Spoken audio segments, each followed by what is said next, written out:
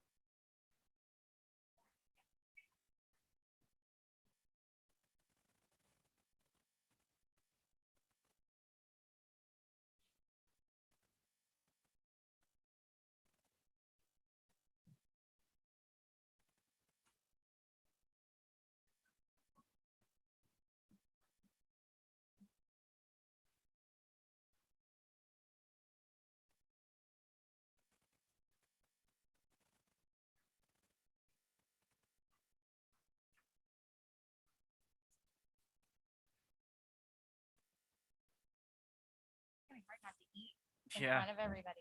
I know.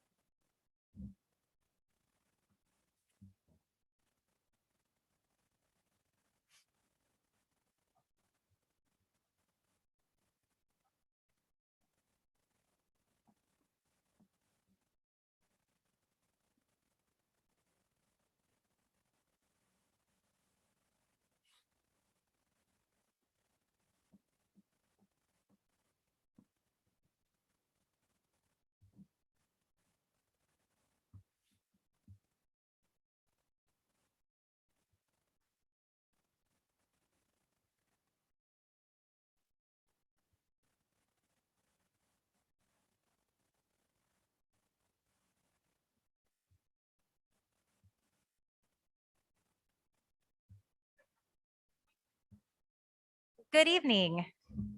I'd like to welcome you all out. It is 6:00 p.m. I would like to call this meeting to order. I want to acknowledge that we have people in the audience in person and on Zoom. This is the board's business meeting where we are focused on taking action to support our mission to educate, prepare, and inspire every student to graduate and seek their full potential as lifelong learners. We are committed to maintaining civil and respectful interactions throughout the meeting. Thank you for supporting these efforts. I want to give a special thank you to all the staff who helped make this meeting in person and the Zoom meeting combined possible, including our tech support, our sound and lighting staff, the fun camera owl director, the greeters in the lobby, and especially to our executive assistants who've worked out so many details in advance. There have been a few minor changes to our process as we have added an in-person component to our Zoom board meetings. We ask for your patience this evening and your grace as we work through this new process together. As a reminder, face coverings are required for everyone attending, regardless of immunization status. This meeting is also being streamed live and is being recorded on the school district's YouTube channel. Please rise for the Pledge of Allegiance. To the flag of the United States of America and to the republic for which it stands, one nation, under God, indivisible, with liberty and justice for all. I would like to remind all members of the audience that they must wear their mask at all times during this meeting. I will wait.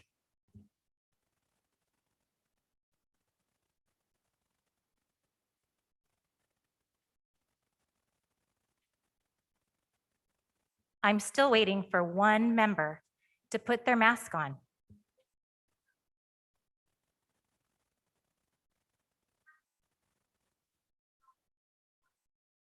I move to recess this meeting to Zoom to avoid any disruptions over mask mandates.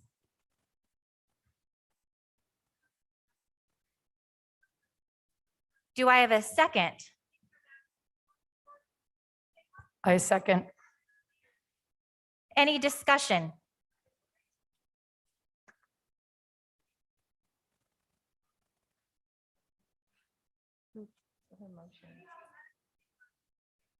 She can leave and be on Zoom, or she can wear a mask and be in person. The accommodations for not being able to wear a mask are to attend via Zoom. We have a motion on the floor and a second. We are ready to take a vote. Clerk, please take the vote to recess the meeting to Zoom. Director Ray?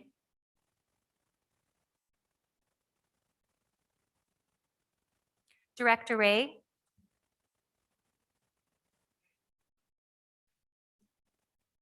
Director Ray voted nay. Director Kelly? Yay. Director Kingman?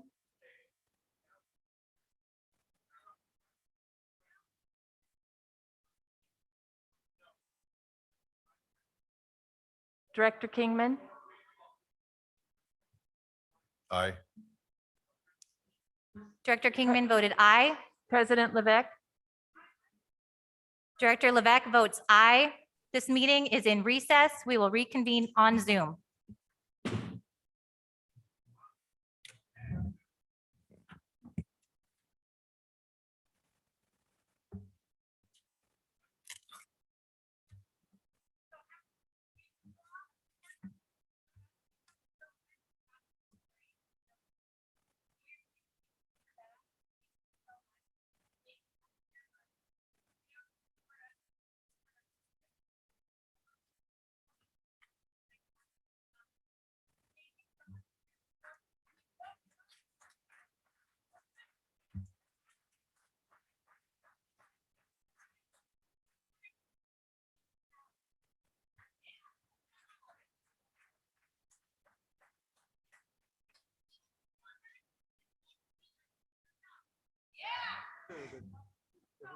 Officer Olson, we need to leave this room. Everyone needs to leave.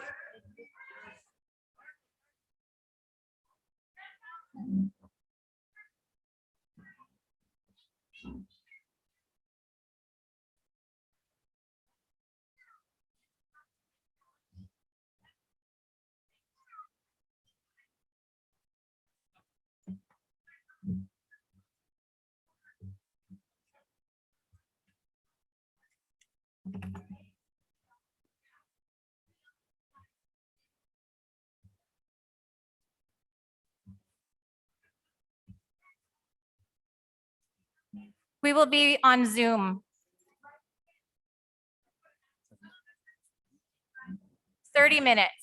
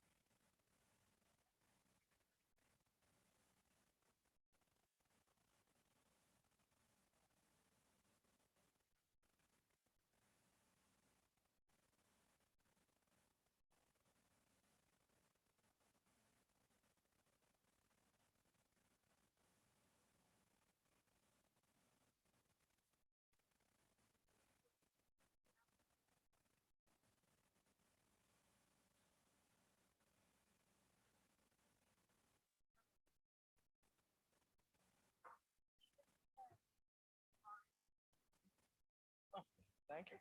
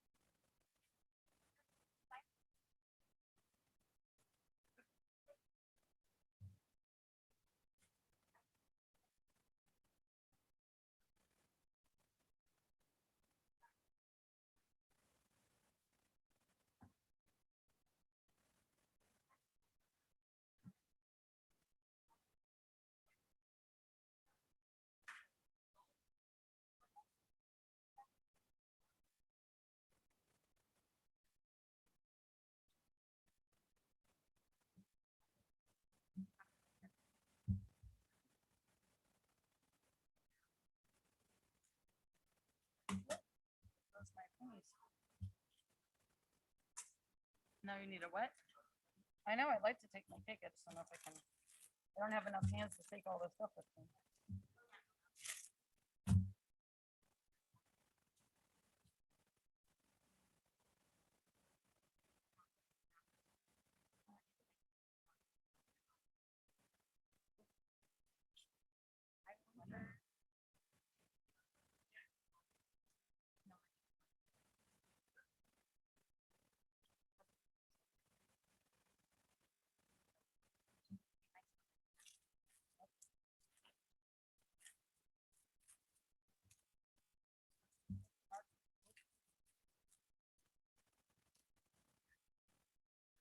I do, I don't have enough paws for all this. Do we have any bags? I wanted to.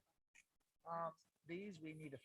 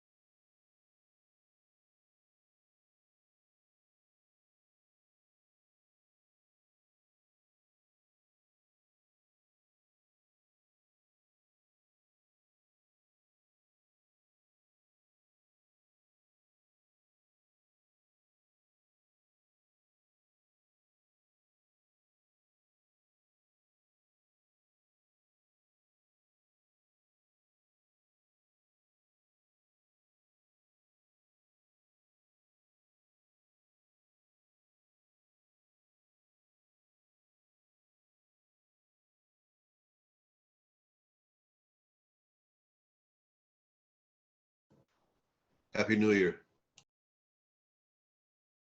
I like your hat, Mike. Ray.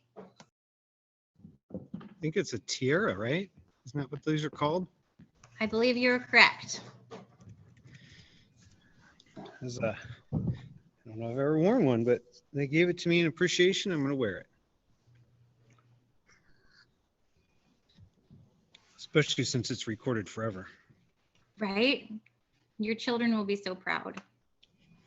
I'm not sure about that, but All right. I think most everybody I can see.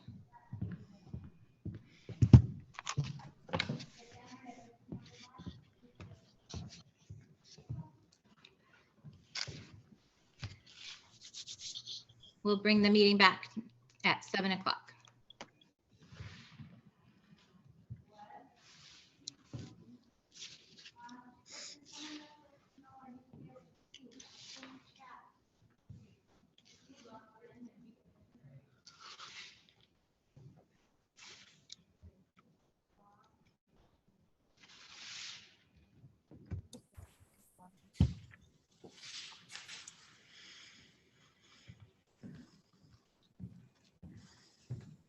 Okay, so I've got my micro headphones in. I can hear you, You can, Debbie. you can take your mask off now. It's just us. I can hear you, Debbie. Okay. How's the sound? I can't hear her. I can hear you.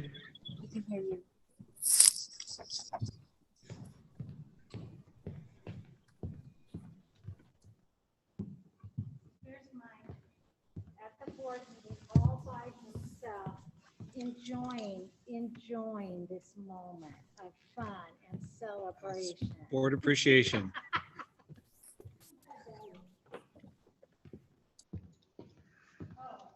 Your eyes are closed. Uh-oh. That wouldn't look too good. It looked like you'd had a few. I wouldn't want that. Perfect. Okay, can you hear me? I can hear you loud and clear. You I sound can great, hear Debbie. myself. Or is that Chris? I can hear you.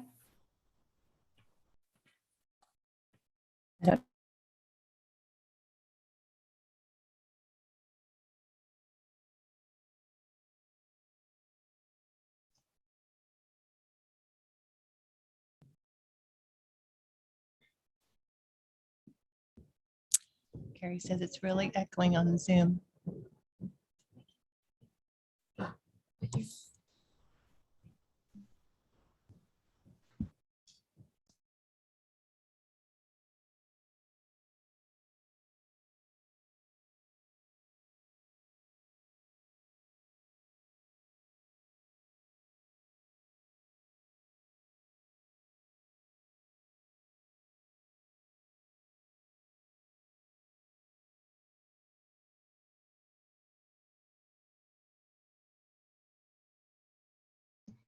We have one more minute and then we will continue with the rest of our agenda. Testing, testing.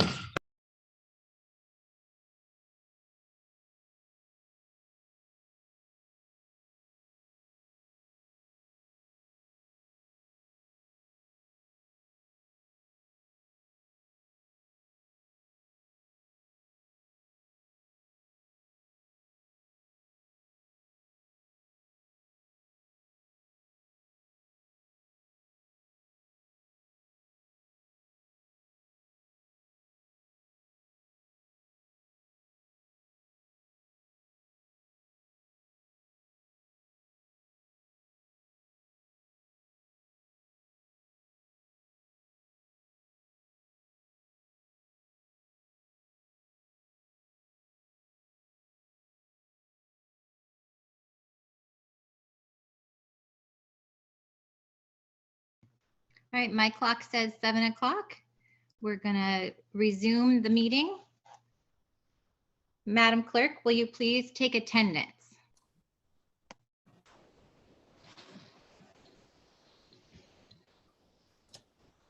Director Ray, I'm here. Director Kelly, Aye.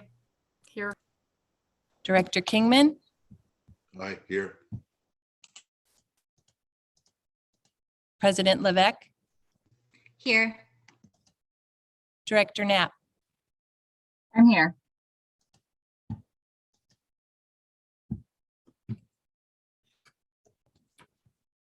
I can't hear anyone.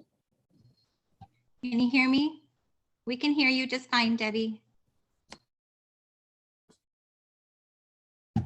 Yes, unfortunately, I can't hear you. So. Now, go ahead and speak, will you, Mary? I heard that the board members are here. We're just waiting for you to call attendance for our student advisors and Dr. Sweeting. Can you hear me at all? I turned mine up to 100%. I think she can hear it through mine. Can you hear me? I can hear you loud and clear. Okay, I can hear now. Go ahead. Thank you. Okay, we're next is our student advisors attendance.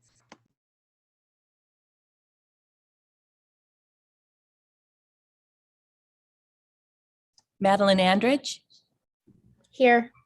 Student Advisor Kyle Schroeder, Here. Superintendent Sweeting. Here. Thank you. The next thing on our agenda is the approval of the agenda. Are there any changes to the agenda? Can we get a motion to approve the agenda? I move we approve the agenda. A second. Director Ray made a motion to approve the agenda and Director Kelly seconded it. Madam Clerk, can you please take a vote? Director Ray, Aye. Director Kelly, Aye. Director Kingman, Aye. President Levesque, Aye. Director Knapp. Aye. Thank you. The agenda is adopted. Thank you. Next on the agenda is the approval of the minutes. We have 3 meeting minutes to approve. Our January 10th regular meeting minutes, January 18th study session, January 19th study session. We will be approving them one at a time. Do we have a motion to approve the regular meeting minutes from January 10th? I move we approve January 10th, 2022 meeting minutes. I second. It's been moved by Director Ray and seconded by Director Kelly to approve the meeting minutes from January 10th. Madam Clerk, will you please call for a vote? Director Ray, Aye. Director Kelly, Aye. Director Kingman, Aye. President Levesque, Aye. Director Knapp. Aye.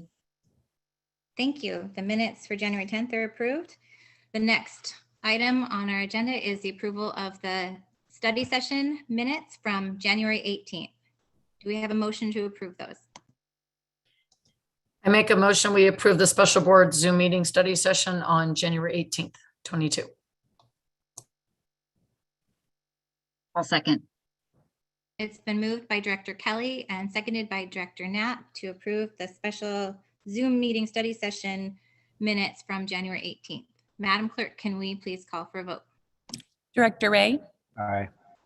Director Kelly, Aye. Director Kingman, Aye.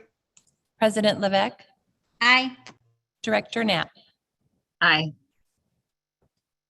The next item on our agenda is our approval of our special Zoom meeting minutes from our study session on January 19th. Can I get a motion to approve those? I'll motion to approve the special Zoom meeting minutes.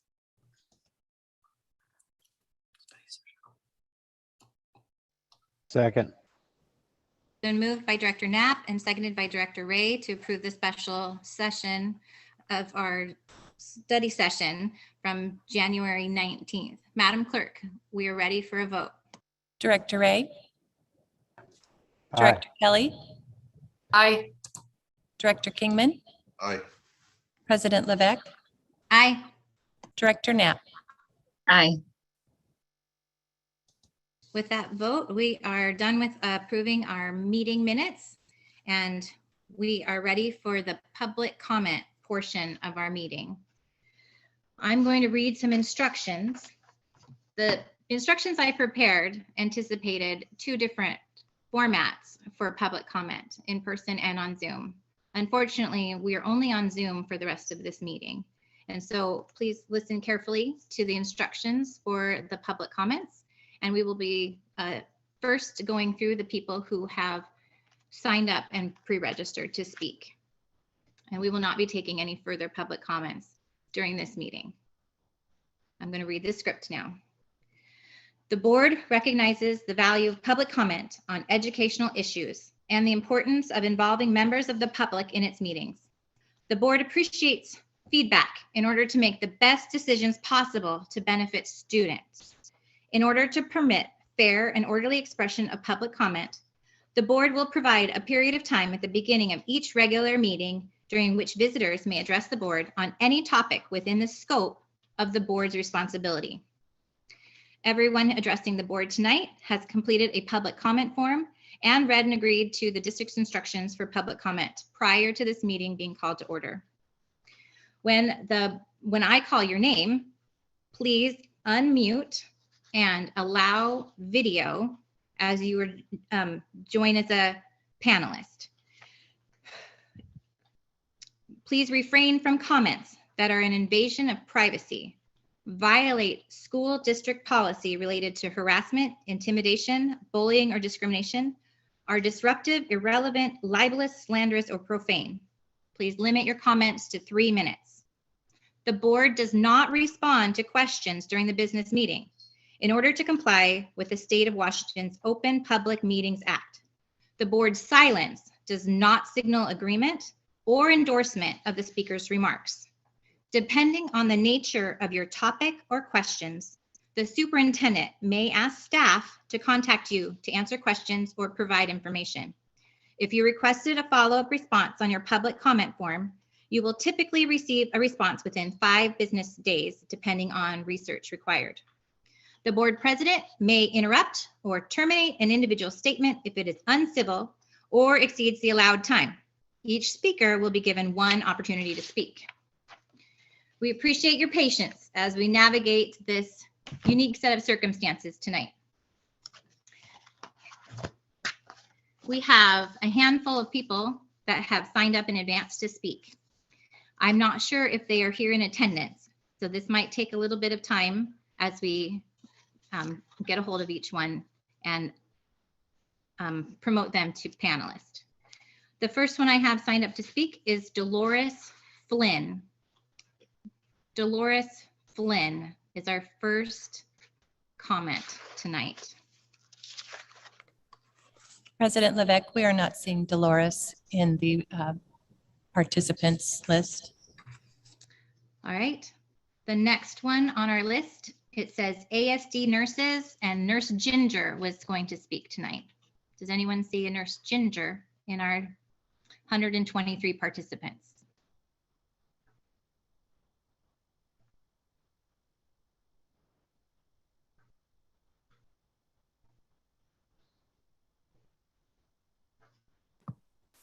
Mary, this is Krista. I think I can say for Nurse Ginger that they were going to put it on hold and speak at the next meeting. Thank you, Krista.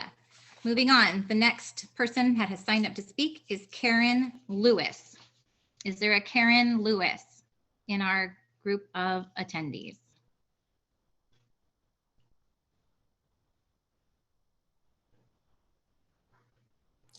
We've just promoted Karen to panelist. As soon as she accepts the invite, we'll have her on the screen. Thank you for working through this very unique evening. We appreciate Hello. you. Hello, Karen, you may speak. Okay. All right. My name is Karen, obviously. I have lived in Arlington for 22 years. Can you guys hear me okay? Is that a yes? We can hear you. Go ahead. All right. I have owned houses here in Arlington for the last 22 years and decided to live here and stay here in Arlington because of my children attending Arlington School District. Both my children have attended since kindergarten, and I have always been very impressed and supportive of our schools. I have voted yes on every levy and bond over the years, even before my children were born. I have volunteered in their classrooms and on field trips as much as a full-time working mom can do. Since COVID hit, though, I feel the school district and the state school board has made decisions in somebody's best interest, just not the interest of our children. For several years, I listened and believed teachers and school administrators that said limiting kids' screen time to 2 hours or less a day was healthy, and children missing 5 to 6 days of school a year caused a pattern of significant lower testing scores and impeded learning. Then watched in horror as our school turned into all screen time and no actual attendance required at all for nearly an entire year. Test scores published across the US are showing the results of these poor and harmful decisions and clearly show our schools have put the burden of fear of a virus that hardly affects children as squarely on their shoulders, more so than any other population in our society. My children and I have attended band events, basketball games, football games, traveled across the US, gone to restaurants and stores, basically lived our lives for the last 2 years. We have visited my 81-year-old mother and father regularly, and we hug them without masks and without fear because we are not sick and not a threat to them, whether or not we are vaccinated. My father said probably the best thing I have heard so far, which is, "To what end? How long do we have to hide from germs? I will not miss watching my grandchildren grow up out of fear. I will not hide indefinitely." I have friends who have children that have missed their proms, graduation ceremonies, baccalaureates, dances, athletic competitions, and team experiences. All things I most remember and cherish from my glory days. We have stolen these things from our kids that will never come back around for some. Shame on adults for putting themselves and their personal responsibility of their own health onto these children, as if they were the driving force of this virus. Please do some reading yourself and you will see that that is not the case at all. And I see I have 12 seconds left. I don't know, that wasn't 3 minutes, but okay, I'm done, I guess. Thank you for coming tonight, Karen, and thank you for sharing your perspective. Our next speaker is Kelly J, J-A-Y. Do we have a Kelly J in attendance tonight?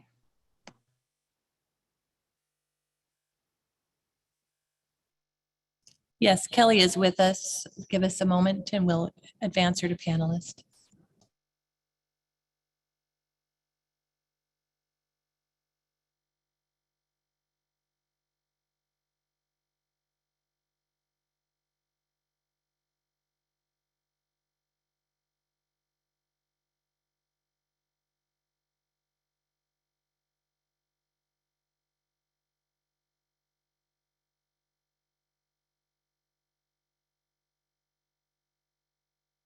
Do we have a Kelly that's now a panelist?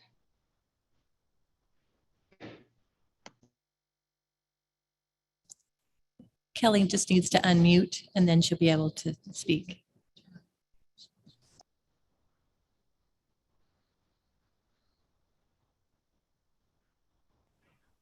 Can you hear me? We can hear you, Kelly. Please go ahead. Okay, hi, yes, my name's Kelly J, and I'm a resident of Arlington, and I have raised 2 children here as well. And I have grave concerns about our system and our school system. And the events tonight are evidence of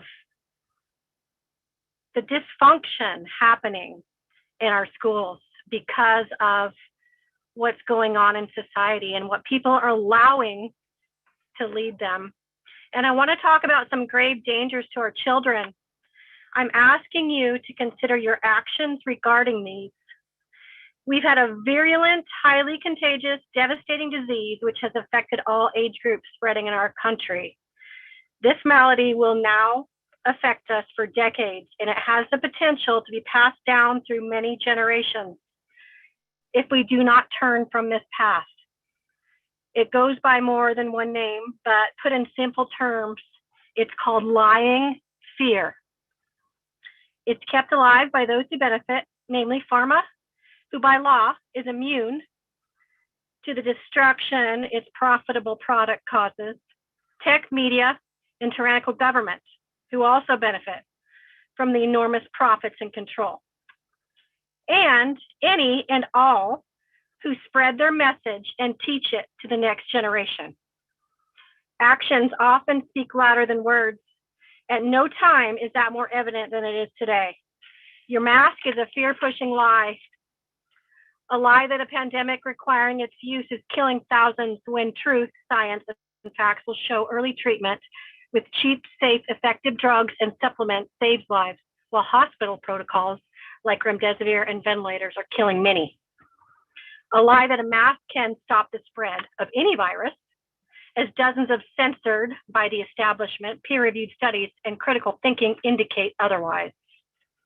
A lie there's any virus ever that will merit the destruction of basic human rights and freedoms by governments or agencies or boards or anyone, as we have done. A lie that masking people, especially children, is not physically, emotionally, spiritually, and developmentally harmful. So these lies, when given full reign, always lead to more lies. Lies like gene editing technology is a vaccine. The lie that this injection is safe and effective. We now have more children dying of this injection and the hospital protocols than of COVID itself, and there's no way to know the long-term consequences. We and our children are the experiment. The data and the subsequent cover-up by pharma, the FDA, CDC, and yes, even parts of our own DOD is astounding and should be recognized by all as the real danger. But instead, we stand by and partner with and give approval to a tyrannical system that tramples human rights.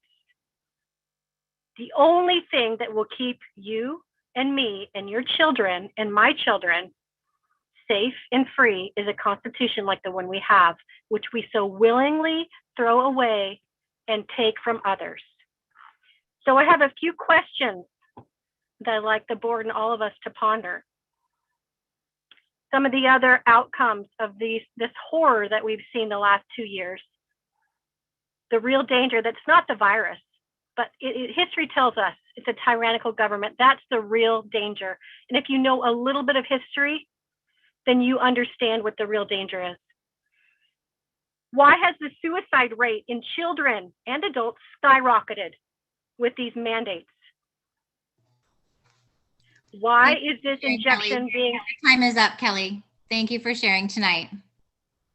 We're going to move on. Our next speaker, let me flip the page, is Joe Angulo. Joe, are you with us tonight?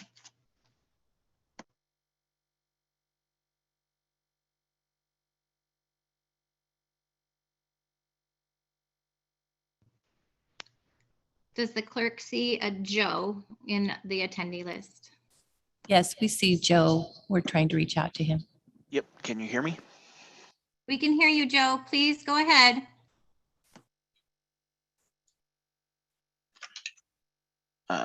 Sorry, my screen maximized on me. Hello, my name is Joe Angulo.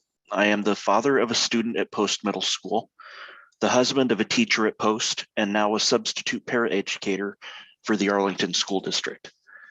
One of the reasons I applied to be a sub-para is that I've heard over the last year about the staffing challenges that our district faces, and I wanted to help. Last week, I worked my first days as a substitute paraeducator at Post. I got to see how our teachers work firsthand, and to say I am dismayed would be putting it kindly. As you are well aware, we do not have enough substitute teachers or paraeducators to cover the number of teachers who have been out recently. I know that the district is working to add additional staffing to fill this need. However, I think it is important to highlight how the additional workload is being placed on teachers across the district.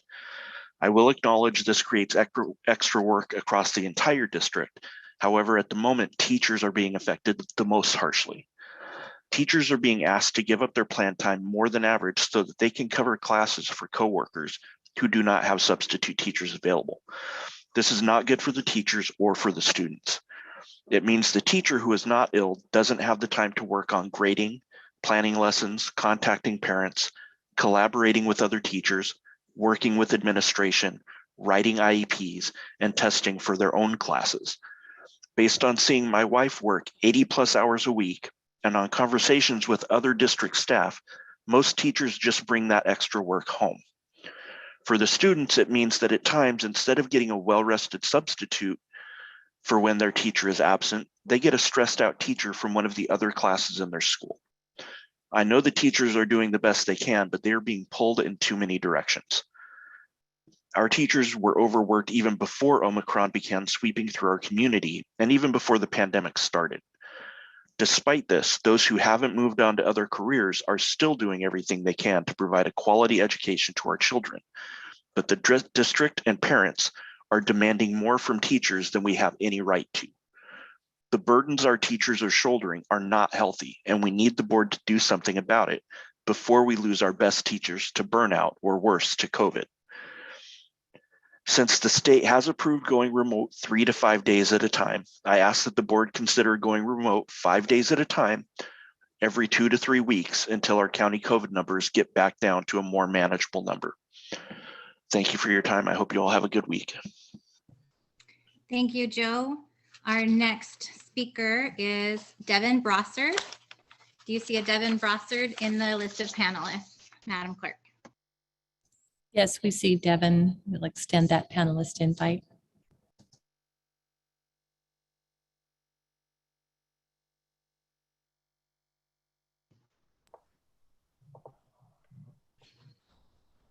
All right, am I live? You're ready to go.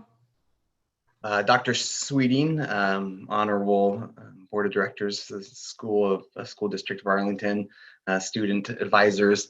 I want to start off by acknowledging a simple truth. You are all civil servants that are called to dedicate your time to make decisions that affect the lives of our children, our most precious commodity that we have in our community.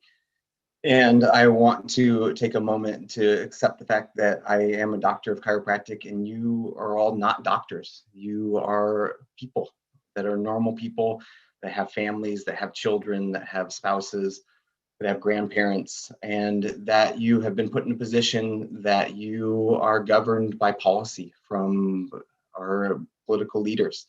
And the policy dictates our funding. And I want to take this moment to just thank you sincerely for the incredible work that you have done, because it has been a hard 2 years for everybody. And I think it's easy for people that are not in leadership roles to think of you as these people that are immune to the challenges that everyone's been facing over the last 2 years, and it's not the case. So I want to acknowledge the fact that you have done everything in your knowledge and your power to be fully compliant with the mandate, so we did not lose our funding for our school district. As the last speaker brought up, it's already hard to pay for the teachers that we do have. And so anything that would have jeopardized that funding would have jeopardized the number of teachers we have now, which is already understaffed and underfunded. And so thank you for that. And thank you for being transparent with your policies as well. You know, I know that they're being a doctor of chiropractic and I'm measuring the negative health consequences that have been created with the pandemic. And knowing that the school board has a system for honoring those medical exemptions for people that can't wear masks in school or would have a negative health consequences. And I know that it's transparent, that information is available to the public. And I know your policy was transparent tonight, and it's unfortunate that the policy was disrespected rather than people looking to the people that make the policies to get the policy changed. And I trust, as the narrative goes from we don't know enough to now we know more, and those policies continue to change in order to respect people's health preferences. I just trust and I appreciate that you guys will continue to do your best job that you've done and being fully compliant and also respectful for everybody that you serve. And again, just with 23 seconds left, sincerely thank you for all that you've done, the hardship you've taken, the criticism you've had, the continued dedication to our students that you've had, and the rough position that you've been put in, and I think have done a great job and will continue to do a great job for our citizens. Thank you. Thank you, Devin. We appreciate your comments this evening very much. That concludes the portion of public comments. The next thing on our agenda is our School Board Recognition Month, and this will be presented by Dr. Chris Sweeting. Thank you. Good evening. Can you hear me, Mary? Okay. You sound So- great. Okay, good. That's good. Even with my mask on, it's a little bit different. I'm not used to being on Zoom with my mask on, but we stayed here in the BPAC. So tonight we are honoring the school board. Governor Jay Inslee had proclaimed that January would be the month to honor and appreciate our school board members. And Devin, thank you for your comments. I mean, truly, our board members, other than the 2 students, are elected by the community to serve and to make, to listen and to make the best decisions possible for our students. We also have 2 student advisors, Maddie and Kyle, on our board, and they are instrumental in helping us make the best decisions possible. So thank you, Kyle and Maddie. So anyway, we had some wonderful treats here tonight for us, but I have some people here that are going to say some things about our board. We want to officially thank them and honor them tonight. And we're going to start with the proclamation. And so we have several people that are going to read parts of it. So the first person that's going to start, and they know their order, but Carrie Henderson Brooke is going to start. So Carrie, take it away. Thank you, Dr. Sweeting. Whereas the mission of Washington's public school system is to assure that all students achieve at high levels and possess the knowledge and skills to be responsible members of a democratic society who enjoy productive and satisfying lives. And Whereas Washington's 295 locally elected school boards and 9 elected educational service district boards are the core of the public education governance system in our state. And whereas the districts and regions they lead serve more than 1 million students, have a combined annual budget of over 15 billion, and employ approximately 120,000 people. And whereas school directors play a crucial role in promoting student learning and achievement by creating a vision, establishing policies and budgets, and setting clear standards of accountability for all involved. And whereas school directors are directly accountable to the residents in their districts and regions, serving as a vital link between members of the community and their schools. And whereas school directors and educational service districts provide a passionate voice of advocacy for public schools and the welfare of school children.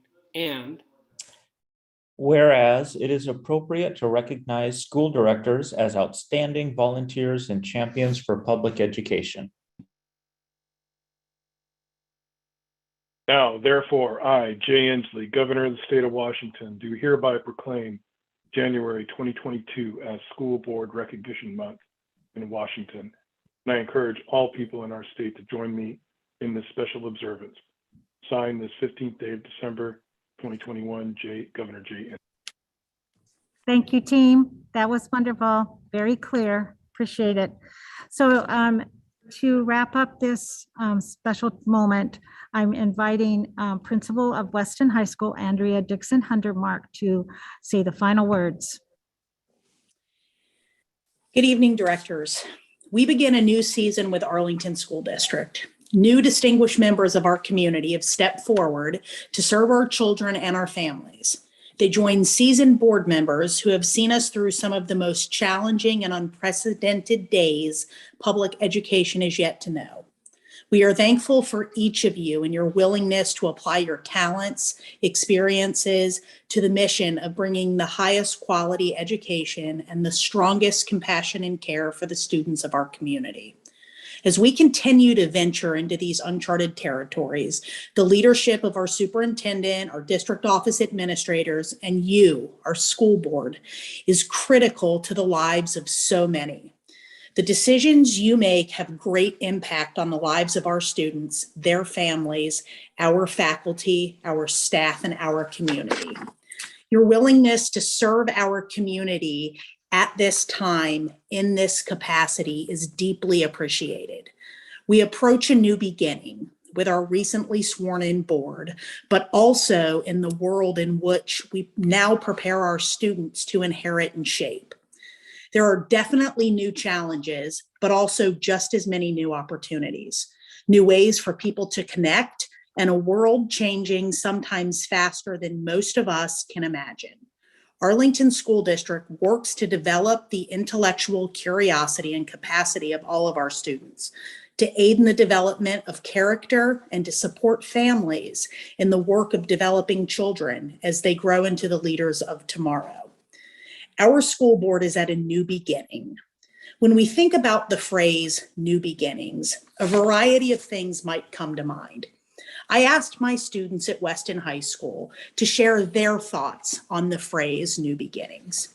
Dakota, a 10th grader, says, the phrase new beginning means someone losing everything, clearing their name, and having a fresh start. Isabella, an 11th grader, says a new beginning means that you can let go of your past and start over, like a new way of living or changing your ways as a human. Seth, a 9th grader, says a new beginning is the start of something fresh. For some of our students, when they heard the phrase new beginnings, they offered pieces of advice. Grace, an 11th grader, shared, the advice I would give someone starting a new beginning would be to be yourself and forget your old mistakes. You have a fresh start to be your best self, so take advantage of it. You, our board members, spend hours listening and reading and working to represent our community's voices and to make the best decisions for our school and our students. Thank you for volunteering to take up such an important charge.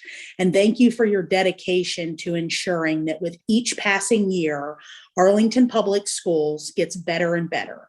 After all, our schools serve as the cornerstone of our communities, connecting families across the district and impacting the success of our entire town. So in closing, using the words and wisdom of Weston student David, a 10th grader, remember that change is natural and is always happening, which makes a new beginning one of the most important things ever. Welcome to your new beginning, board members, and thank you for your service. Thank you, Andrea. That was awesome. Thank you.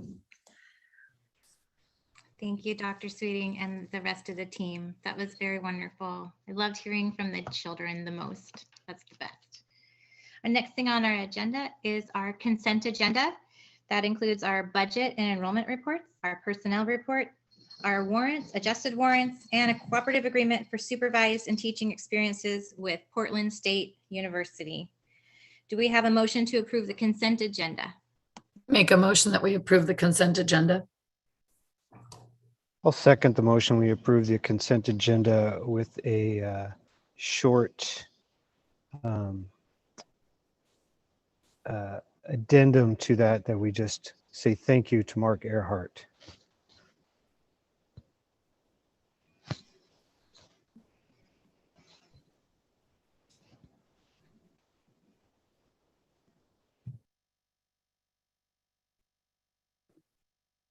Mary, you're muted. Thank you. Isn't this fun? So we have a motion and a second to approve tonight's consent agenda, and we are ready to take the vote. Thank you. Director Ray, Aye. Director Kelly, Aye. Director Kingman, Aye. President Levesque, Aye. Director Knapp. Aye. Thank you. Our consent agenda is now approved. We're going to move on to the new business portion of our meeting. The first item in that section is our academic and student well-being update and opening schools for 21-22. And this will be Dr. Sweeting. We hope that you can share the latest information on our district operations and instruction. Yes, tonight I kind of changed the title a little bit. I said academic and student well-being and keeping schools open update, because the idea is we're trying to keep our schools open. I mean, with the staffing challenges and just the way things have been going, that's our goal. So we'll talk a little bit about that tonight, and I'll be joined by Krista Kramer, our district nurse, and Eric DeYoung, Executive Director of Human Resources. So first, I'll give the update from the meeting that we had with Dr. Spitters from the Snohomish Health District last week on Tuesday.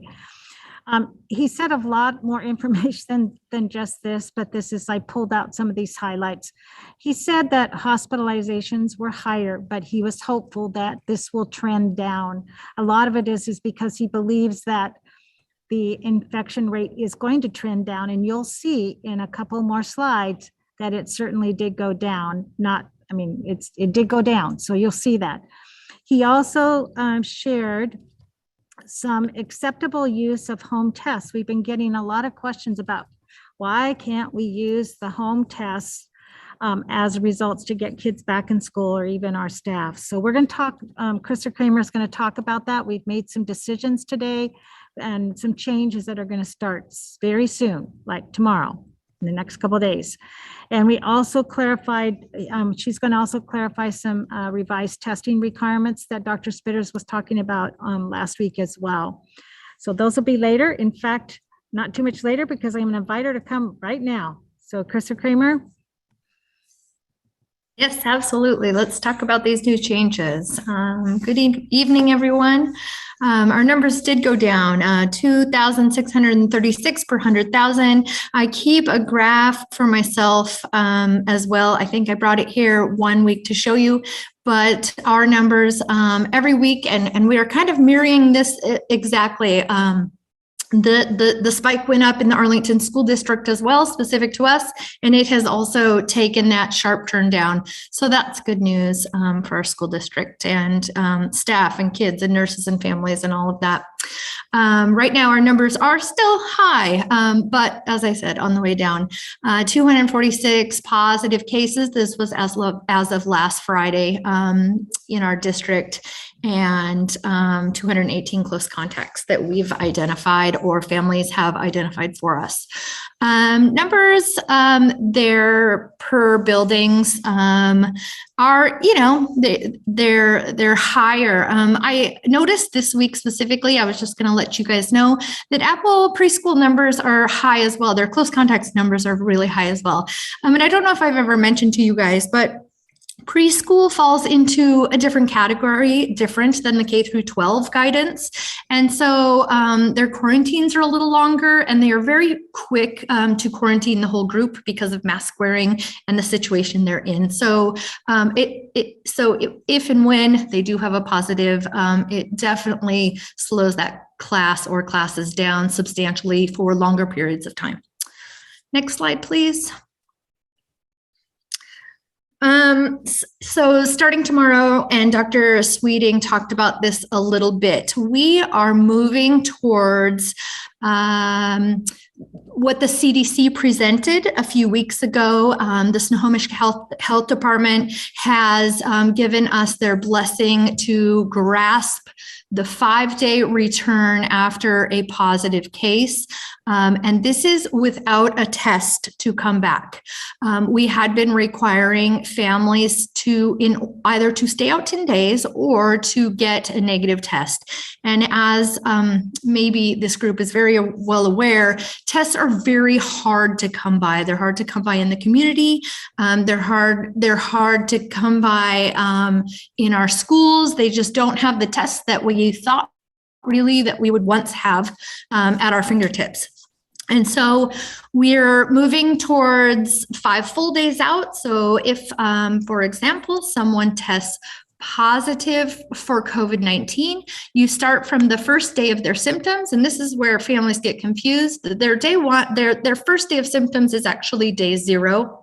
And so when we say 5 full days, an individual that is tested positive would be able to return therefore on the 6th day, as long as they are either asymptomatic, meaning no symptoms at all, or their symptoms are resolving. They are getting better. And of course, that they haven't had a fever for more than 24 hours or in the last 24 hours without any fever reducing medications. And that goes back to far before COVID. We want people to stay home if they are not well. Next slide, please. And the close contact portion of this didn't change for us since the new guidance came out. And so the close contact, if a student or staff member that is not vaccinated and is identified as a close contact, they would remain out for 5 full days after their last close contact. And they, in the guidance by the Department of Health and the Snohomish Health District supports, they still require a test to return early after day 5. And that is what their most recent guidance came out with, and that is what we will stick by as well. So we therefore talked about the use of home tests. Snohomish Health District, I spoke with them today about this, and they do support us allowing home tests, people to test at home to be able to use as a definitive diagnosis if their student or staff member tests negative as a close contact at day 5. And they're very specific on when you can test. You cannot test sooner than day 5 after your exposure. And so if they are asymptomatic, they test negative, they will be allowed to come back into school without going out and trying to find a test, and sometimes costing a lot of money and travel. We hope that families will have an easier route back to school with their well child. And it is a little bit longer as a close family member as well. And so we are still going to very much encourage families to have these conversations when this comes up with your school nurse, so everybody's really clear on days back and when it's appropriate, and not to have the test too early. And so we need lots of education going out to the families in writing. It will be on our website, as well as the nurses do a great job of talking to them on the phone and giving them this information as well.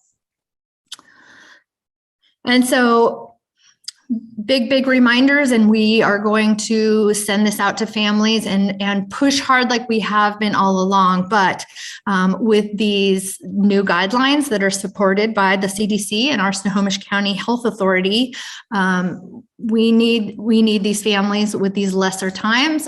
We need our students wearing masks and wearing them appropriately. We need to continue pushing hand hygiene. Great way to combat the virus. Distancing, of course, and stay home when they're sick.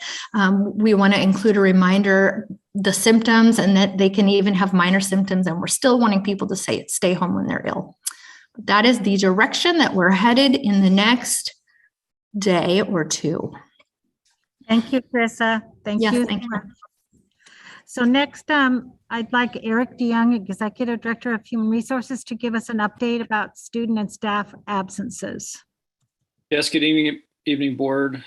We have, as you saw with the county numbers, our absences have reflected, that same sort of peak, and hopefully I think we're on our way back down now. We have had a lot of sub shortages.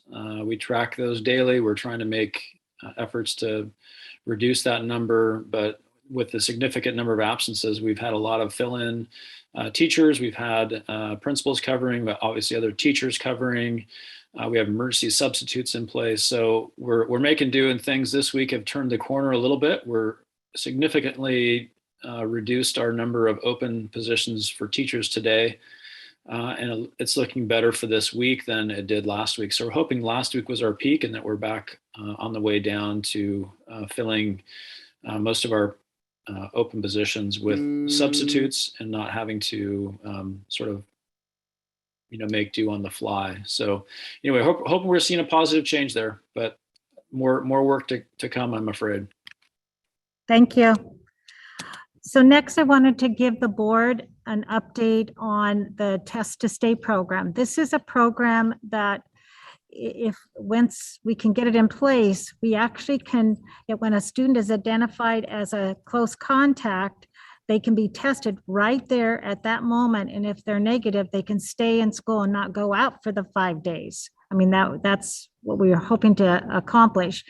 But it requires a memo of understanding with the Snohomish Health District. And they had sent us an MOU, but it needed to be revised. And so we're waiting for that to come back. And then the board can review that and take action as they wish to do on that.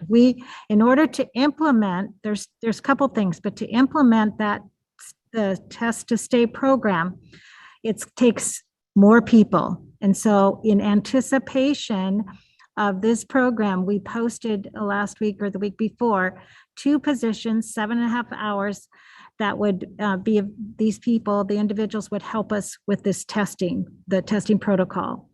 So we're hopeful we'll get that in place. So by the time we get the revised memo and we get the board to approve that, then hopefully we have these positions in place. And the other piece to that is we need the people to do the testing and we need the tests. So we've had a challenge with a limited supply of tests. And so those all have to be in place, but we'll work hard to get the MOU in place as we can and get that approved by our board and by the health department. And then we'll work through the logistics of that program, but it's going to take a little bit more time.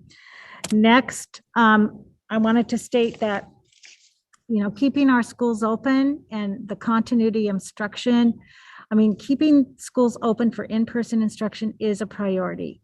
And in the last week or so, staff have been working on plans and thinking about this and, to make plans like what happens when a classroom or I hope this doesn't happen, but like if a school were to have to go to remote, we want to be able to have in our minds what that would look like and how we would manage that. And these would be temporary situations, short term, until we could get coverage for those classrooms.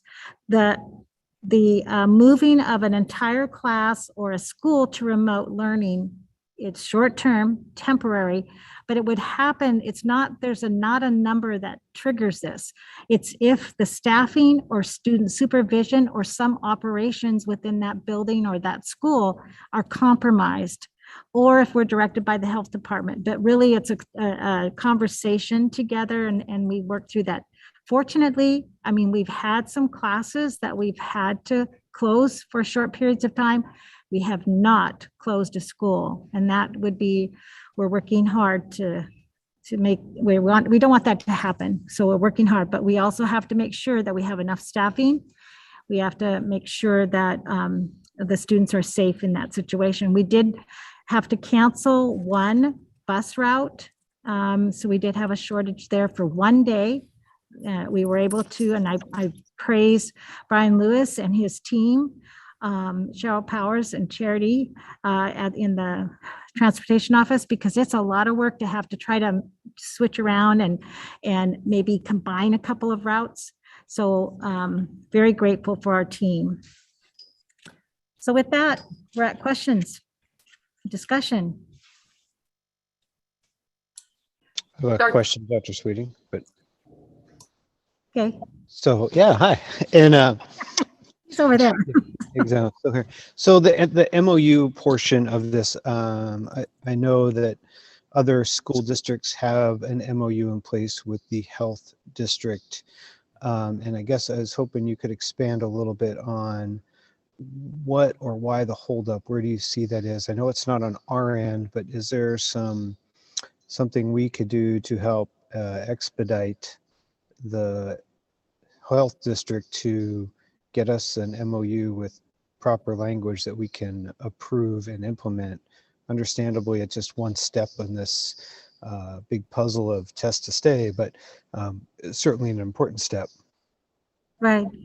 I don't know. It's just I've talked to the school connection person at the Snohomish Health Department, and I identified some, and part of it's because the quarantine times and such have changed, and the MOU that was sent to me had the incorrect. It didn't have the new language in there. So she was going to work on that, and I'll keep pressing on that. So I don't think there's anything that we can do or the board can do. It's just a matter of, and they're overloaded as well. And many of the schools that did put Test to Stay in, they did it last year. They did it, during the springtime. So we're a little bit after the fact. had talked about it last year, but we had made the decision that we wouldn't jump on board that last year. So. Great, thank you. Dr. Sweeting, I just had a quick question about the, I think the staffing. I think you said you're looking for 2 positions or like 7 hours a day maybe or something. Is that a contract position, or is that a position you're looking to have filled now until the end of the school year that you would anticipate? Yeah, it would be just for this year only. And what the need is so if you have, let's say, 100 students across the district that are identified as a close contact in a few days, a period of time, if we want to test them that day or really close so they can stay in school, it's just all hands on deck to make that happen. Okay, sounds great. Thank you. And the other piece to that I will say is it's not just being tested one time. They have to be then tested another time within a 5-day period. So they're tested twice during that 5-day period. Any other questions from the board members or student advisors?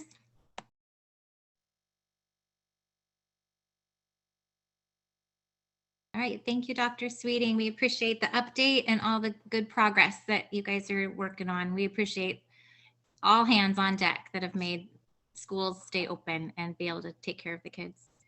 Next on the agenda is our financial highlights, and that is going to be presented by our lovely Gina Zutenhorst, Executive Director of Financial Services. Why, thank you for that introduction, Director Levesque. I am going to work on sharing my screen for you. And need the other presentation to stop screen sharing, is what my computer is telling me. Oh, there we go. Should work now. Here we go.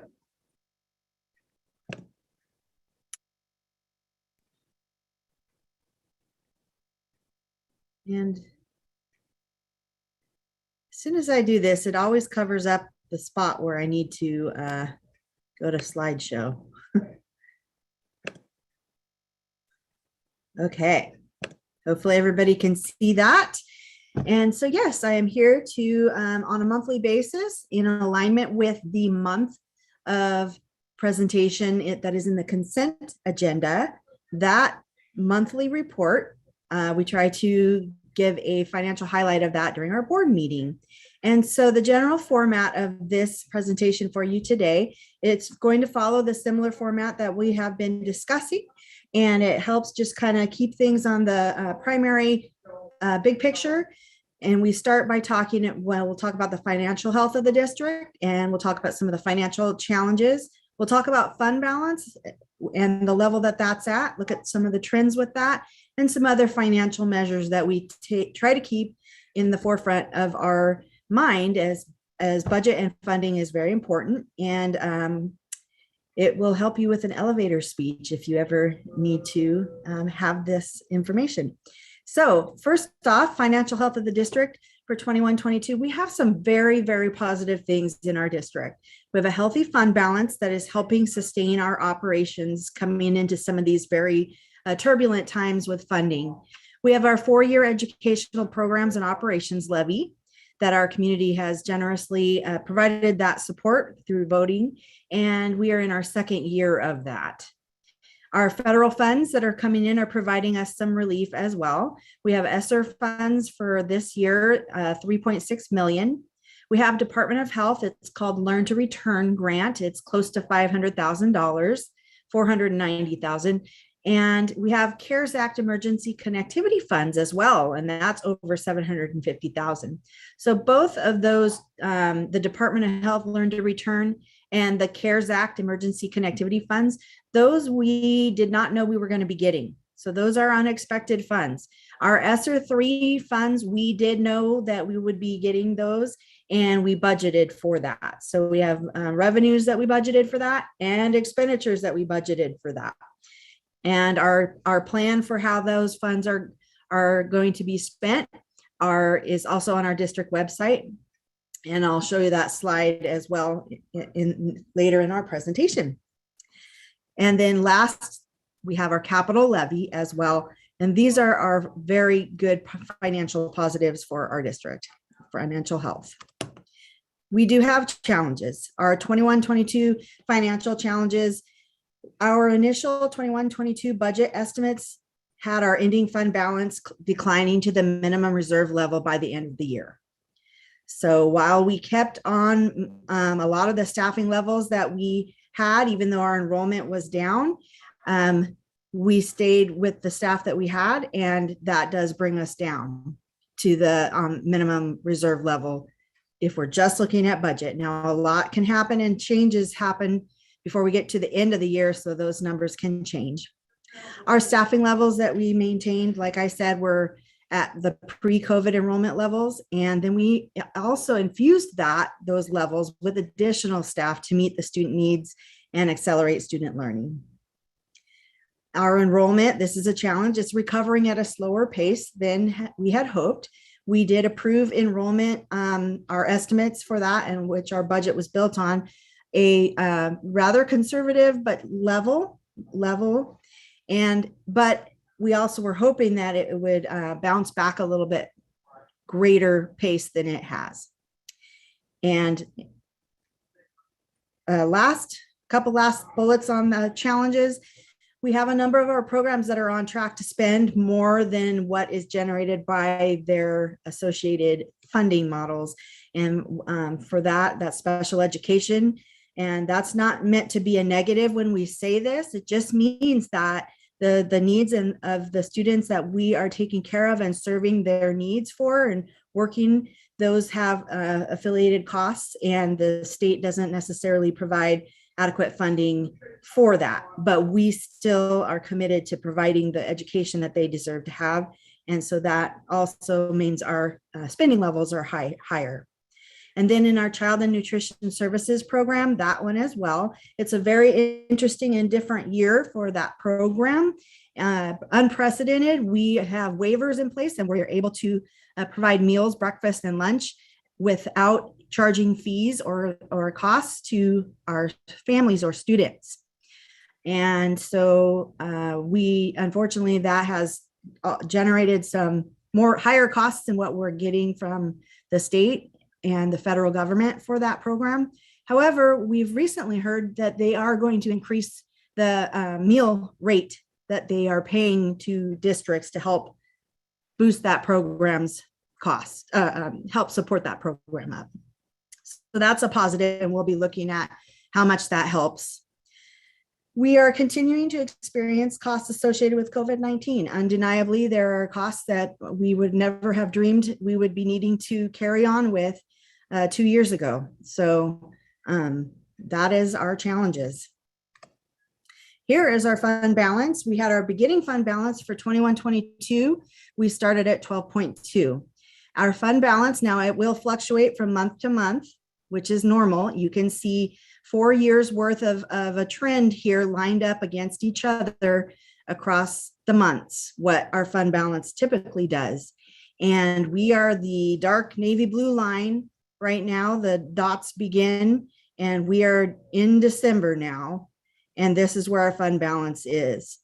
So yes, we are starting to go down, but help is still on the way. We are working on putting our claims in for our federal ESSER funds, and that will help boost us. Here is our spending plan. This is the budgeted plan that we began with. This is the slide that is also on our district website, available for people to look at under the quick links area. This is showing what our major spend is for the ESSER funds. In the pie chart, you can see the green colors. 67% is for school building instructional staff. 15% is for school building paraeducator FTE staff. And 9% of it is being used for social emotional supports, so including counseling staff, as well as some curriculum items for social emotional learning. 3% was to be used for nursing staff. We had committed to hiring an additional nurse. And then 2% is going to go towards summer school. Last year, we provided summer school free of charge using our ESSER 2 funds. And we do plan to provide summer school this coming summer as well using our ESSER 3 funds. And then, yes. Quick question, Gina, while we're on this particular pie chart. So when I'm looking at the counseling staff, FTE and social emotional supports, I see that being 9%. Do you happen to know what that looks like compared to last year? A rough estimate, like, are we at the same level? We're realizing that this is even more important as we're going through this pandemic. I'm wondering if we're adding to that, if there's more funding available and if we're allocating in that venue. For counseling staff, well, I'll talk about that. That is something that is being advocated for at the state level in the legislative arenas, that they're looking at the prototypical school funding model. And that is an area that schools are crying out for help, that the state does not provide funding for counseling support. So when we staff our buildings with counselors, it is not fully supported by the state. So I would say yes, especially in a time when we're needing or feeling as if there were reductions on the horizon. We didn't have to reduce because we had funding supports come in. But unfortunately, when there were reductions, there was positions vacated.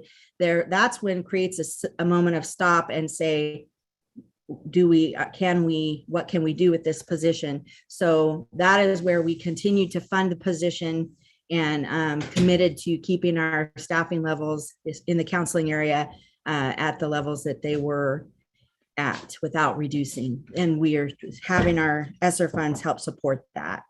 We did also have, social emotional support curriculum too in that category that we paid for. That was new. Great. I think that's a great allocation of funds, and thank you for helping support that and providing that clarity. Thank you. Okay, thanks. And then last little pie chart piece was the 4% yellow, and that goes towards technology equipment and the staff that are absolutely crucial in the deployment of all of those pieces of equipment and keeping them up and running properly. This is a financial indicators tool from OSPI. And this is a chart that has been adapted. The 4 years on the 5 years on the left side of that chart are what is provided by the OSPI tool. And then I have adapted it based on some good suggestions from previous board members as well to be a projection going into future years. So 2021 is the year that we just finished. And so this is unaudited figures that generate these numbers. And then the budgeted estimate for 21-22 is pure projection. And those numbers have not fully come to fruition yet. But you'll see that the factors that they use are some real basic premises, and they weight them and they compare across districts. And that's how they come up with these scores. And you can see our history has been very healthy. And we do start to kind of dip down with our projections showing our fund balance getting close to the minimum reserves, which is, it would follow then that our score might be going down. But that's not to be feared really at this point. At either 1.7 would be considered the cut score, where they would consider a district that has a score of 1.7 would be on financial watch at the state levels and with the auditors and everything looking at that tool as well. So it's just a picture to track on some of those big pieces of the puzzle and what they're doing, and then putting it into a tool that gives you a little bit of a score to look at. And then we always take a look at our adjusted working forecast. Really have not made changes to this since last you've seen it. And the reason for that is not a lot has really changed that I can conclusively have numbers on. In January, once we get our January apportionment, the end and finalize January, we will have better figures to know what our true apportionment is going to be for the rest of the fiscal year, because that's when they true up using our actual enrollment, our average actual enrollment to generate, here's how much funding you're going to receive from the state for this year. I mean, because right now it's still based on what we budgeted, what we thought we would have for our enrollment. And so because our enrollment has come in higher than we budgeted by about 100 students, our numbers are going to increase. With our revenues will look more positive. So we just have a lot of pieces moving and we're trying to keep track of them all. And I'll start plugging in some of those known factors into this chart in future months to hopefully show a little bit more positive picture and reduce looking at those red numbers in the out years.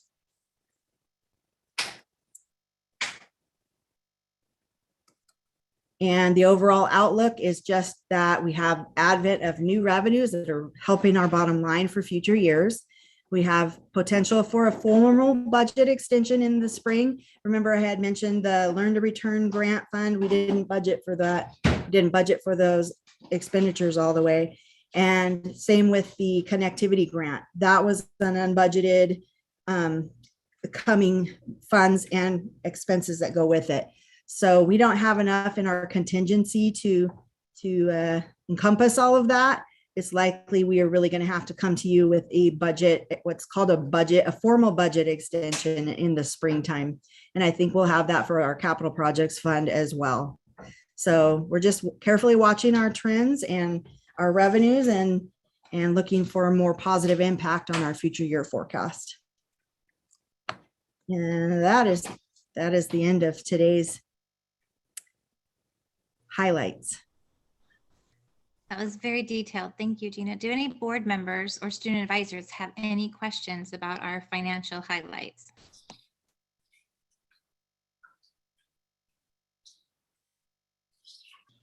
All right. Thank you, Gina. We appreciate you. A really close eye on that moving target and all the things that go into that. We really appreciate it. The next item on our agenda is item C, teaching out of field approval. And that will be presented by Eric DeYoung. He's our Executive Director of Human Resources. Yes, good evening, board. This is a should be a fairly quick item. You might have some questions on it, as some of you may have, this be the first time you've seen this before, but it's something we do on an annual basis. We have teachers each year that are teaching a class or two classes outside of their official endorsement area. However, most of these teachers have experience in those subjects, have taught those subjects previously. In some cases, it's an online course that they're not actually teaching, they're doing the grading for it. And that's actually some of the longer lists. That's what is taking place for the teachers that have the long lists of classes. They're supporting a lot of different online learning classes. So they're not actually teaching the classes, they're doing the grading for it. But we're required to have a teacher of record, and those teachers are the teacher of record for those courses.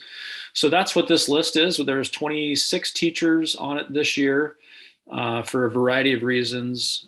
We do make sure that they're supported. Typically, that's with their colleagues in those subject areas that they're teaching, and through PLC teams or other supports that we have in place. So that's really what it is you're looking at. It's required that we approve this each year by the state. And so we're meeting that requirement.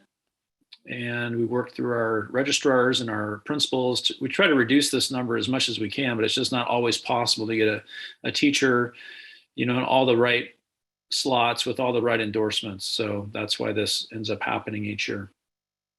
So if there's any questions, I'd be happy to answer anything.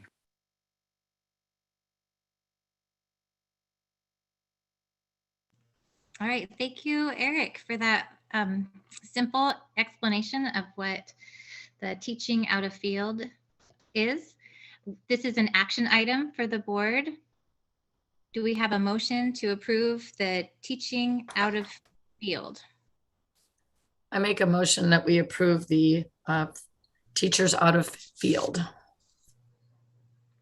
Thank you, Director Kelly, for that motion. Do we have a second? I'll second. Thank you. It's been moved and seconded by Director Knapp to approve the teachers out of field. Madam Clerk, we are ready to take a vote. Director Ray, Aye. Director Kelly, Aye. Director Kingman, Aye. President Levesque, Aye. Director Knapp, Aye. Thank you. That motion is approved. We appreciate all the teachers that are being very flexible during this most flexible time. The next item on our new business is the sole source purchase of boilers for Kent Prairie Elementary School. This will be presented by Brian Lewis, our Executive Director of Operations. Mr. Lewis, will you please tell us all about Kent Prairie's boilers? Certainly. Thank you, President Levesque. Good evening, directors. Brian Lewis, Executive Director of Operation. Thank you for allowing me to speak with you tonight. Tonight, I bring to you a request for approval of a sole source purchase for a pair of boilers for Kent Prairie Elementary. The boilers are that we would like to purchase are supplied by Johnson Barrow, a company out of Seattle.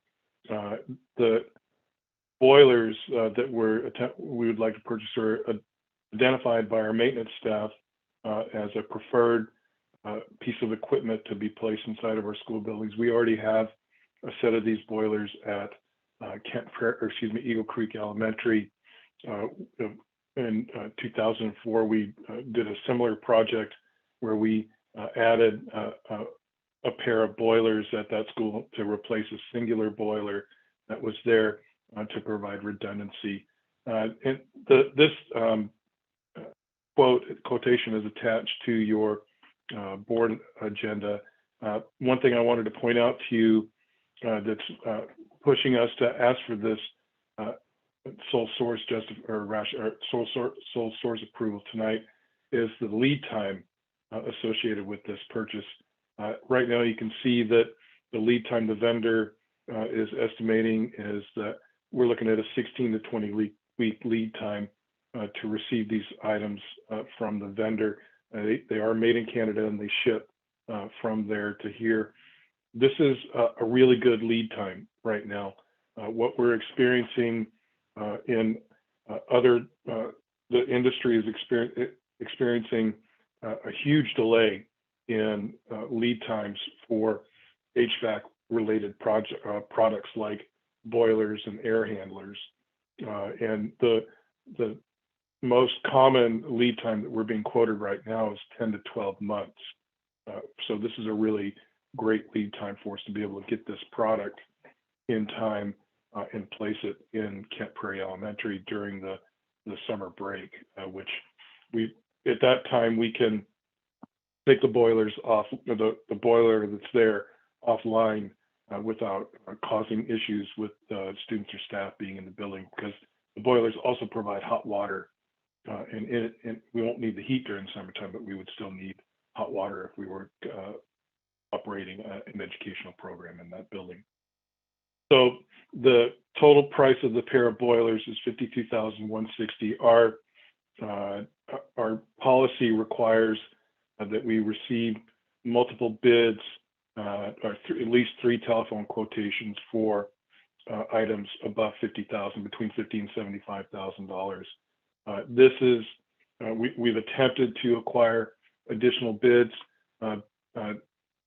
for these boilers. At this point, we have not received any response to our request. Time is of the essence here. We need to get some additional bids before our window of opportunity closes to install these at Kent Prairie. So we're going to consider, if we don't receive bids by the end of this week, we're going to consider the other vendors non-responsive. The other item that I wanted to make sure that you understood was that the boilers at Kent Prairie are the space, the boiler room where they would be installed is a very small space. These boilers are highly efficient. They're among the most highly rated in terms of efficiency for boilers that we can acquire. They're also very small. They have a very small footprint. So they fit in the space that's at Kent Prairie right now. without purchasing smaller boilers as these are, we would have to do some serious structural reengineering and construction to accommodate the additional boilers. The way the plumbing is set up in the boiler room at Kent Prairie, our staff has experience in installing these, even though we would go out and acquire installation services from another vendor. So we know how to work on these boilers. We've purchased them in the past before. They are the boiler that was specified by our maintenance staff, as well as BCE Engineers, who is a sub-consultant working with McGranahan Architects on our HVAC and plumbing projects that are levy funded. So the boiler is the specified product. We can't get it from anywhere else besides Johnson Barrow out of Seattle. No other vendor will they have sales representatives in other states, but they will not sell to us. They will direct us to the Johnson Barrow office in Seattle to make the purchase. We're waiting for additional price quotes. We have not received them. And as far as obligating us to the vendor for future purchases, we would need to buy replacement parts for them, from them in the future. But that's offset by the knowledge our staff has on working on these boilers at Eagle Creek already. I had to contract out for additional services. So that's the basis of our request for sole source approval to make this purchase. So we're asking the board to approve this tonight. I'd be happy to answer any questions that you might have. No questions, Myron. I move that we go forward with the sole source purchase of boilers as directed by Brian Lewis for Kent Prairie. I second. It's been moved and seconded to approve the sole source purchase of boilers for Kent Prairie Elementary School. This includes the purchase of 2 KN boilers, waiving the bid requirements for a clear and legitimate single source of supply for Kent Prairie Elementary School. Madam Clerk, we are ready to take a vote on this item. Director Ray, Aye. Director Kelly, Aye. Director Kingman, Aye. President Levesque, Aye. Director Knapp. Aye. Thank you. That motion has been approved and those boilers are now approved for purchase. Thank you, Brian, for your very thorough explanation of that need. Next item on our agenda is our affirmation and commitment to our board superintendent principles policy 1600. We'll have Dr. Sweeting present that. Thank you. All right, so I think Clerk 2 is going to put up the policy for us. Thank you. This policy, we spoke about it, the principles anyway, last week at the January 18th study session. Tonight, I'm going to highlight some aspects and some parts of it, and then would ask the board to affirm and commit. This policy has it outlines first the school board and superintendent roles and responsibilities, where the school board's responsibility is to govern, the superintendent is to lead and manage. And then it moves on and it addresses some other areas. One of those, the next one is communication, listening, cooperation, and support. And within that section are the district norms, where we that are for all staff, all individuals that work in Arlington Public Schools or serve there, and they're listed here at the very beginning. And then it talks about some other areas. Moving further on down, there's a section called judgment and trust, and this is where it speaks to just the complexities that are involved in running the school district and how we address this as a board by implementing, or at least I implement, but the board approves policies, and there are procedures and operating principles. Next is decision making. It says that the board itself individually and collectively stands for their code of conduct, and they speak with one voice to maintain this culture for our students, a positive culture. And they do their work in public and open, in an open manner at board meetings. So moving on, the next section is responding to complaints and concerns. It talks about how we would do that. The next part is about board meetings and agenda planning. And then it talks about the policy ends with board and board member requests.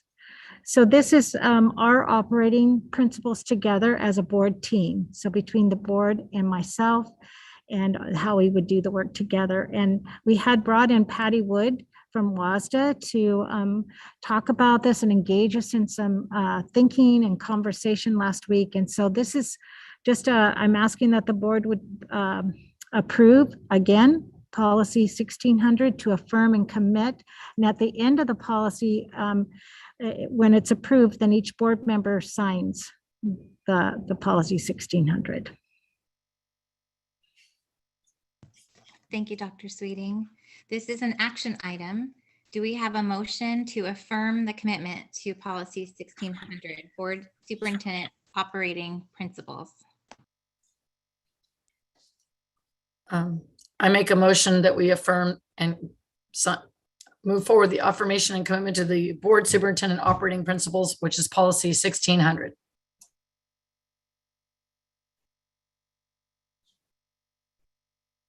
Second. Thank you. It's been moved by Director Kelly and seconded by Director Knapp to affirm and commit to the board superintendent principles policy 1600. Madam Clerk, we are ready to take a vote on this one. Director Ray, Abstain. Can I ask the reason for your abstaining? You can ask the question. I do not have a response. Thank you. Director Kelly, Aye. Director Kingman, Aye. President Levesque, Aye. Director Knapp. Aye. Thank you. The majority of the board is in agreement and that motion passes. That policy is recommitted and reaffirmed. Thank you, Dr. Sweeting and board directors. The next item on our agenda is our first reading of board policy 6970, and this will be presented by Brian Lewis, our executive director of operations. Good evening, directors. Brian Lewis again. In the 2021 legislative session, Washington State Legislature passed House Bill 1356, which has an effect on one of our current policies. That policy is policy 6970. Just as a refresher, the text that's in red is the new language. Any text struck through is language that is altered either by district administrators or by the legislation itself. So in the text in blue in the title is existing text. So this was a policy that we had in place prior to the adoption of House Bill 1356. You can see the last time we revised it was in July of 2007. And not only does the policy apply to our school buildings, which are called facilities in this context, it was expanded to apply to our sports teams and mascots, images or logos that the district might use.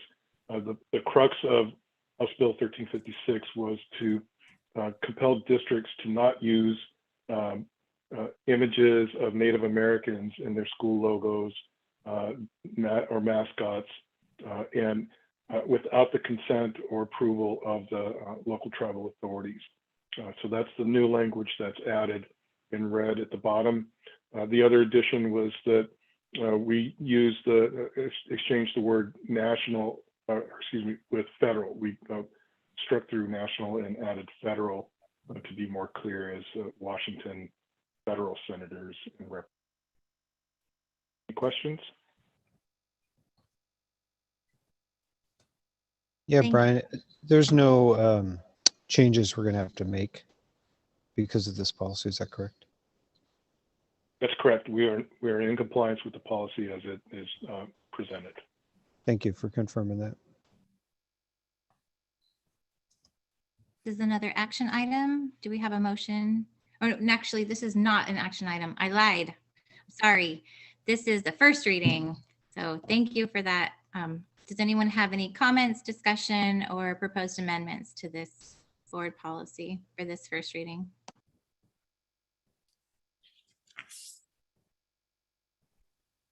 Great. Thank you, Brian.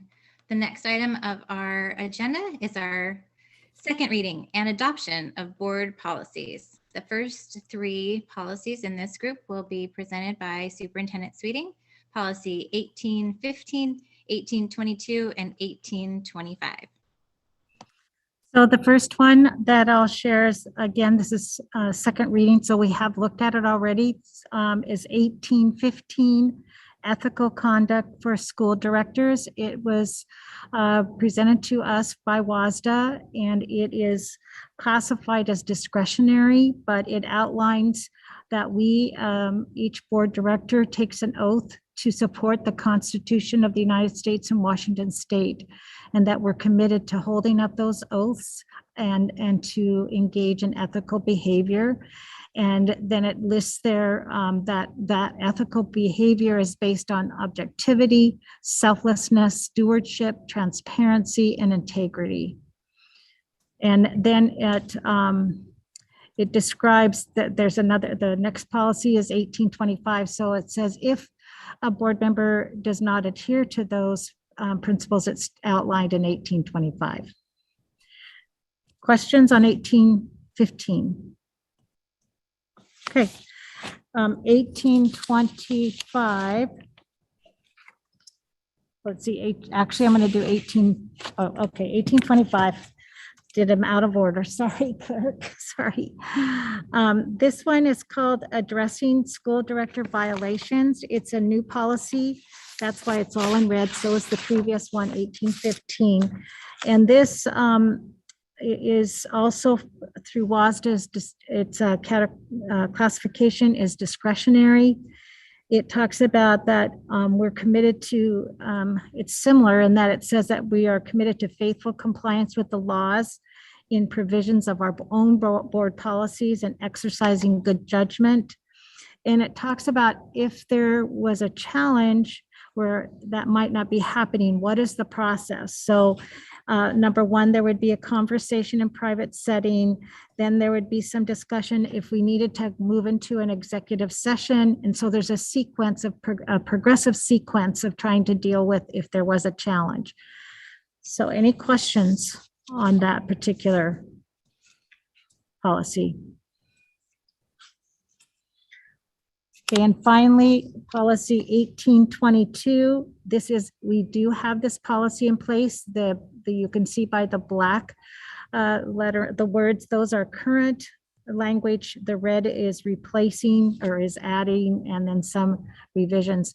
This is really, talks about professional development for board members and board directors. And we have a new law that says that we are required to have culturally responsive training and equity training. So that's listed here. It also describes in there, which has already been a requirement, is open government training, that we're required to have that. And I know, just for an example, our new just elected and sworn in, Erica Knapp and Mike Kingman, they went to open government training right away, and they needed to do that within the first 90 days of becoming an elected official on the board. So any questions about this particular policy? Okay. Thank you, Dr. Keating. The next part of this section is the board policy 2418 and 3116, and that will be presented by Carrie Henderson Burke, our Executive Director of Teaching and Learning. Thank you so much, President Levesque and board. Let's start with policy 2418. Definitely not a new policy, but just a small addition to one of the reasons we can and should potentially waive high school credits, the inclusion of students who might be in or might have spent time in an institutional educational facility. Small addition, but important.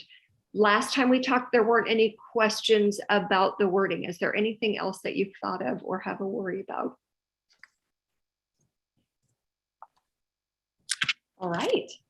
Then the next one that we will take a look at is policy 3116, which is about students in out-of-home care or foster care.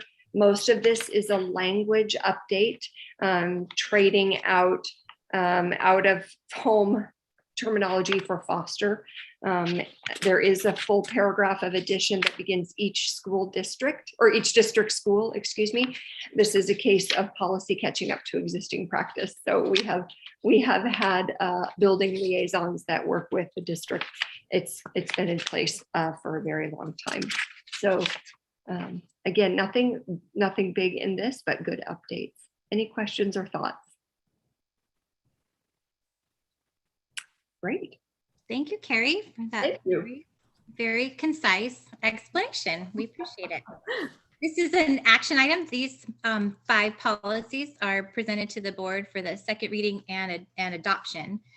Do we have a motion to approve policy 1815, 1825, 1822, 2418, and 3116? I make a motion that we approve policies 1815, 1822, 1825, 2418, and 3116. I'll second. Thank you. It has been moved and seconded to approve policy 1815, ethical conduct for school directors, 1825, addressing school director violations, 1822, copy of training and development for board members, 2418, copy of waiver of high school graduation credits. I keep saying the word copy, I'm sorry. And 3116, students in foster care. Madam Clerk, we are ready for a vote. Director Ray, Aye. Director Kelly, Aye. Director Kingman, Nay. President Levesque, Aye. Director Knapp. Aye. The majority of the board approves the adoption of board policies 1815, 1822, 1825, 2418, and 3116. Thank you very much. The next item on our agenda is our informational items, and that brings us to our superintendent's report. Dr. Sweeting. I wanted to share that we're coming to the end of first semester. So next week on Monday, students will not be attending school because that's a day where staff, some will be doing grading or some will be working on lesson planning and other tasks that they need to focus on. But it's coming to the end of first semester. So that'll give us an opportunity to see, what successes we've had during that for our students, what successes they have experienced, but also what challenges, so that we can take a look and adjust where we need to adjust. Also, this Sunday, there's several board members and Gina and myself that will be attending the legislative conference that is sponsored by WASDA. And it's on Sunday, it's all day, and we're going to engage in hearing about the topics that could impact public education and what we need to be aware of, and be able to talk to our legislators, about the story of what is really happening in our districts and how a particular law would affect our work in the district. So that's happening on Sunday. And then I just want to personally thank the board for their commitment and for being on the board. And I appreciate you so much. Thank you. Thank you, Dr. Sweeting. Director Kelly, we are going to introduce you for your legislative update. Well, gosh, Dr. Sweeting stole my thunder. No, it was great. I'm looking forward to attending the Zoom meeting for the legislative conference, WASDA Leg Conference 1 to 5 on Sunday. That will be very enlightening. I will tell you that I took some time over the weekend to print out essentially all the legislative positions, you know, that WASDA has. And it was fascinating to me that really we realized that it was a target, and it just shows you the learning part, the staff part, the capital facilities, and school construction. So there's all these issues that we're looking at, and then it's prioritized. And I don't remember which one. There's hundreds of them, but I did see our representative Carolyn Eslick was on one of these, so I kind of got a thumbs up for that. That was great. And I just highlighted some that were, you know, 1 to 10, and yeah, we're on board. I feel very strong, and I know it's not essentially a budget year. It's not a year of finagling with that, but certainly budget is very much on our minds because we have a lot of funding and definitely great needs during this pandemic, more than usual. So I'm excited for Sunday, and looking forward to giving you an update next board meeting on how that goes. Thank you, Director Kelly. The next item is our comments from board members. I would love to hear from our student advisors first. Kyle, would you like to go first? Sure. As you mentioned earlier, the finals are coming up. Luckily I had none today, but they start tomorrow. So I can't really say I'm looking forward to it, but it is going to happen. So that's really all that's new with me. Thank you. Thank you. Maddie? Yes, so the applying to scholarships has arrived. That's kind of been what I've been doing the past couple weeks, considering all of them are starting to open, which is just so exciting, and for college and stuff. And finals are coming up, which I'm so happy about. I cannot wait. And the first semester is ending, and oh boy, it's kind of all surreal. It's hitting me now, and just trying to wrap my brain about moving and leaving for college. And so it's been an adventure for sure. And I think being on this board has really honestly opened up so many opportunities for me personally. And yeah, I just wanted to thank everyone for everything today at the meeting. I didn't end up showing up, and then as soon as I showed up, Debbie called me and said, "Hey Maddie, by the way." And so, but that's okay, and it is what it is, and hopefully next time we'll be in person. And yeah, I'm excited to see all of your lovely faces, and hopefully we can do that again soon. Thank you, Maddie. Director Knapp, would you like to share anything?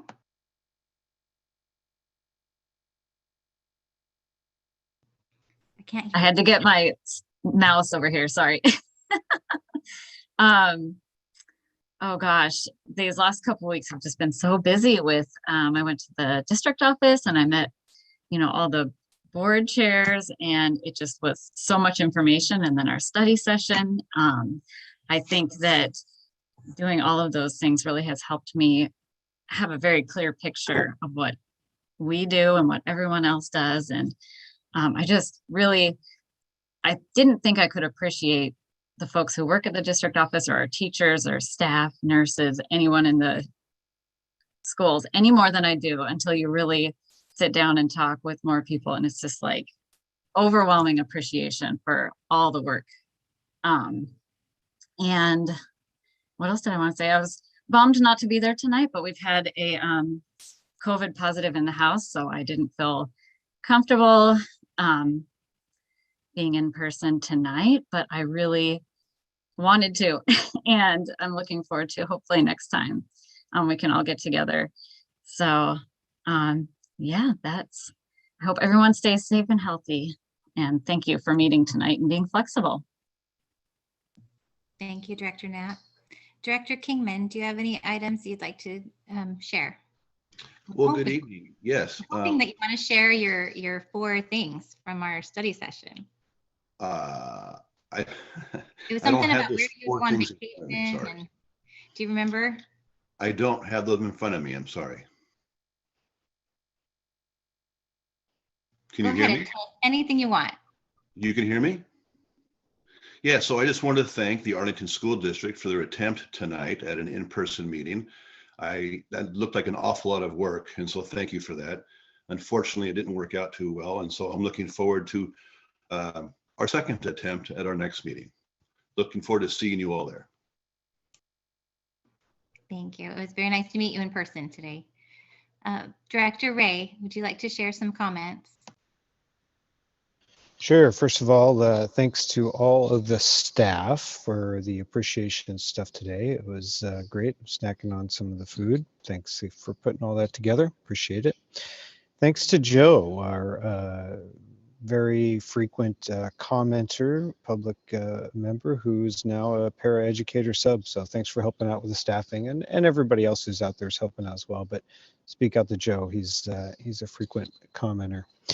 And thanks to all the people who attended tonight. Again, apologize that we weren't able to continue in person, but I want to thank everybody who complied with our rules and also supported us in our attempt to continue to conduct the meeting here tonight. And I am very hopeful and know that we'll be able to have a full in-person meeting at our next regularly scheduled board meeting. Thank you. Very well said. Thank you, Director Ray. Sherry Kelly, I know you gave a legislative update. Would you also like to share any comments? The only comment was it was great seeing everyone in person tonight, albeit the big tables on the stage. That it just it gave me a new perspective just on sort of the relevance of what we're trying to do, and hear voices and conduct business. And that was a good first run. So appreciated that. Sorry, turned a corner there, but still attended to what we needed to tonight. So I'm very thankful and appreciate everybody coming out and participating, including our board members. It was good to see everyone in person as best we could. Thank you, Director Kelly. I also was very encouraged with so many people in attendance via Zoom, and we counted at least 30 members in the audience. So we were really excited and grateful for the community involvement and the parent engagement that we've had in the district. We know we will get to a normal that is conducive to being in person very soon. I am really grateful for the flexibility of everyone tonight, for their continued commitment and compassion and steady resolve to be good examples and to take good care of our children, because that is what it's all about, is the students in our district and helping them be the best that they can be and learn in the best way that they can learn. I'm really grateful for all the people that helped with the technology tonight, with all the sound and the cameras and the lighting and so many wires and connections and just the good people that are working really hard to make everything work really well for everyone. I want to share a quote from Henry Ford. He says, "Coming together is a beginning. Keeping together is progress. Working together is success." And I just want to say thank you all for coming tonight. Our next meeting will be on a lovely day, February 14th. It's at 6 p.m. at the Burns Performing Arts Center. If you have any suggestions for how we can improve anything at all about our in-person structure meeting, please feel free to contact Dr. Sweeting. I'm sure she would love to get some more suggestions, and we will work through all the hurdles together. And we've got this, and it's going to be a great, great event on February 14th. It will be a lovely, wonderful, happy day. So, do I have a motion to adjourn this meeting, or do you guys want to stay here all night? I make a motion that we say goodnight and adjourn the meeting. And a second? I'll second. It's been moved and seconded to adjourn the meeting. Madam Clerk, we are ready for a vote. Director Ray? Aye. Director Kelly? Aye. Director Kingman? Aye. President Levesque? Aye. Director Knapp? Aye. Thank you. And with that, our meeting is adjourned. Have a good night. Drive safe, everyone who still has to drive home.